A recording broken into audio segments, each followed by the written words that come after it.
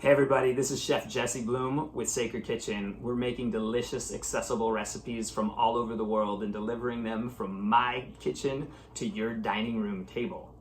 Today, I've got the 5 key ingredients that will make any dish from anywhere in the world pop, and I want to give that information to you directly. I've also got 2 super dope style tips. We're going to start with style tip number 1, and we'll leave the second one for later. And that style tip is wear a dope hat. It not only keeps your hair out of your food, make sure that you're looking and feeling good. And if you're not doing that, why bother? All right, here's what I want you to do. Imagine the entire world of flavor, right? No matter what corner of the globe you're cooking in, there's 5 thesaurus categories, and you're gonna start mixing and matching those categories to be able to make food that tastes delicious and is inspired by places from all over the world. Our 5 categories are sugar, sour, salty, fat, and bright. All right, here's where we start. Sugar.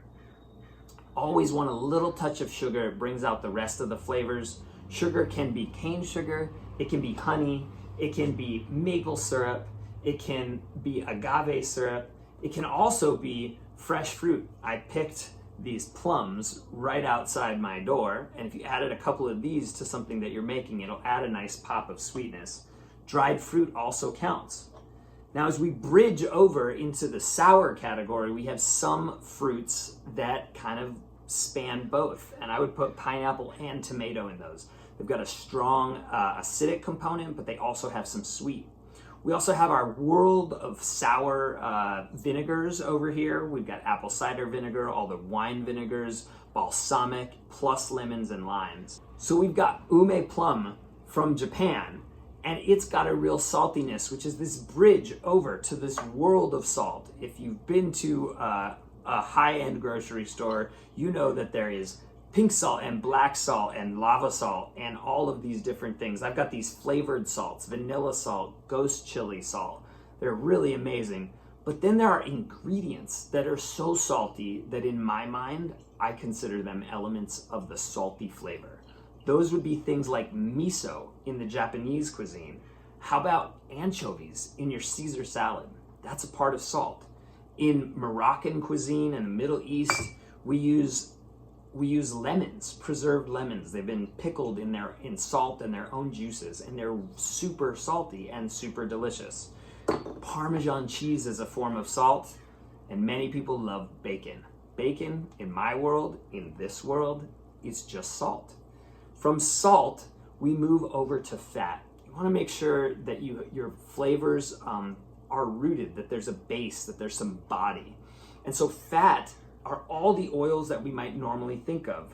Grapeseed oil, olive oil, sesame oil in Asian cuisine, but there's a lot that we don't know of or don't normally think of. Oftentimes, coconut oil is a fat that we might use. Red palm oil is a great, delicious flavor fat that is super beautiful, and it's used a lot in African cuisine.